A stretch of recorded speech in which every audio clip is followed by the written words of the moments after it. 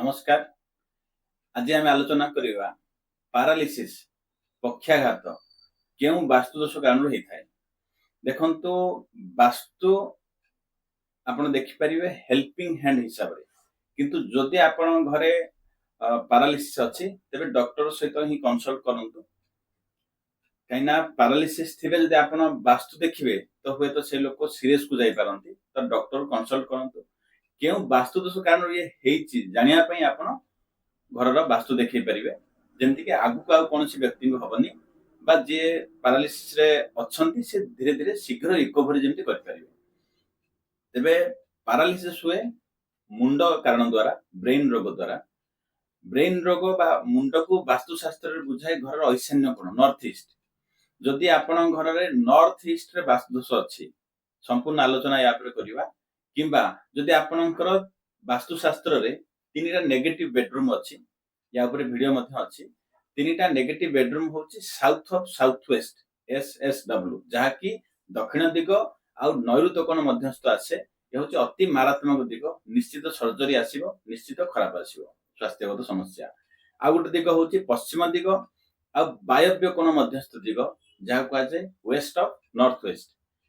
ए दिगरे मध्य जदि आपन bed position अच्छी तेबे निश्चित रूपे जीवन में बहुत समस्या आसीबो, रोग आसीबो, स्वास्थ्य समस्या आसीबो।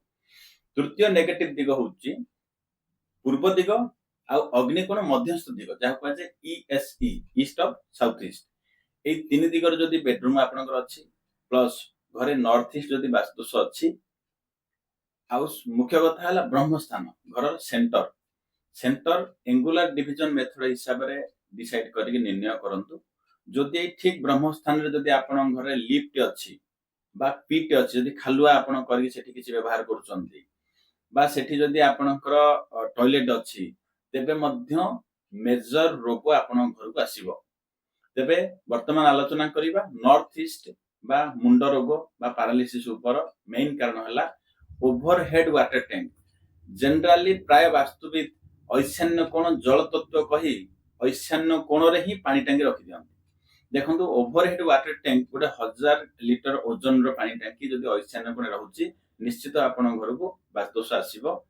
एठी केवल अंडरग्राउंड वाटर टैंक हेई परिबो, बोरवेल हेई परिबो, कुओ हेई परिबो, किंतु ओवरहेड वाटर टैंक जल तत्व रे जाय नाही, एटा पृथ्वी तत्व रे जाय। एटा निश्चित रूपे आपण घर रो मुंड को प्रेशर आसीबो वास्तु पुरुष जहा फल आम घर में रोथुवा व्यक्ति मानकर जार दशा अंतर्दशा जदि खराब आसिला तेबे निश्चित रूपे पारालिसिस आसीबो। तेबे ओवरहेड वाटर टैंक रो सठिक दिग होची पश्चिम दिग। तेबे आपण पश्चिम दिगरे ओवरहेड वाटर टैंक रखि परिबे। जदि पारालिसिस अछि बा आपण घर जदि पारालिसिस न होबाकू चाहुचंती, तेबे घर ऐशान्य कोण एरिया पूरा सफा रखंतु। एठी कोनोस प्रकार कबाड़ जिंस जेमति कि स्टोरेज हेइ रहइबो बहुत वर्ष हबो जिंस, माने भंगा लुहा अनयूज्ड जिंस स्टोर रूम आउ जेमति कि केमिकल जिंस ए सब किछि जिंस एठी रखंतु नाही। ए दिगो सफा रखंतु। ऐशान्य दिगरे पूजा रूम करिया पई चेष्टा करंतु। निश्चित रूपे आपण घर रो डेवलप आसीबो। ए दिगरे जदि आपणकर रेड कलर आसिला, जदि एठी येलो कलर आसिला, तेबे मध्य निश्चित रूपे आपण लाइफ रे मुंड समस्या आसीबो बा मेजर हेल्थ इश्यू आसीबो जदि रेड कलर अछि। आ गोटे कथा होची ऐशान्य कोण जदि ओजन अछि, सेठी आपण उच्चा रखिचंती, दक्षिण पश्चिम जदि डाउन अछि बा ऐशान्य कोण जदि सीढ़ी अछि आ सीढ़ी रे आपण जो स्टेप पड़ा रेड कलर सीमेंट देइचंती किबा रेड कलर टाइल देइचंती, तेबे मध्य निश्चित रूपे लाइफ रे आसीबो पारालिसिस बा ब्रेन स्ट्रोक निश्चित रूपे आसीबो। तेबे यार प्रतिकार कौन करिवे? प्रथमे ऐशान्य कोण जगह को सफा रखंतु। जदि एथि रेड कलर येलो कलर अछि ताकू ब्लू कलर किबा ऑफ व्हाइट किबा क्रीम कलर करंतु। निश्चित रूपे कलर बैलेंस हैला। जदि एथिरे टॉयलेट अछि, जदि एथिरे किचन अछि, तेबे मध्य मेजर हेल्थ इश्यू जेमति कि ब्रेन स्ट्रोक, पारालिसिस, कैंसर भली समस्या आसी पारे। तेबे एठी टॉयलेट किचन रो कोनोसी प्रतिकार नाही। टॉयलेट थिले ताकू एठी घुंचेबा ही पड़िबो, किचन थिले ताकू मध्य एठी घुंचेबा ही पड़िबो। यार कोनोसी समाधान नाही। जदि एठी आपनकर एंटी कलर अछि ताकू पॉजिटिव कलर करिवे। जदि स्टोरेज अछि तो यथा शीघ्र स्टोर खाली करंतु ए जगह जेमति कि घरे आपनकर यथा शीघ्र रिकवरी होबा ए रोगरु। ए दिगरे पूजा रूम करंतु। गोटे ब्लू कलर रो स्वस्तिक आपण एठी लगै परिवे, जोटा कि आपनकर ऐशान्य कोण। एठी बसी प्रतिदिन हनुमान चालीसा बा एठी जोटा कि श्रीमद् भगवत गीता बा हमर भागवत एठी निश्चित रूपे पाठ करंतु जे व्यक्ति घरे रोग रे अछंती से शीघ्र रिकवरी होग लागिबे। एठी श्रीकृष्ण जोटा कि ठाकुर अर्जुन को उपदेश देउथिबार फोटो आपण लगे पारिबे। एठी ऐशान्य कोण होउची शिव जोटा कि ईश्वरंकर जगह बा शिव परिवार फोटो आपण एठी लगे पारिबे।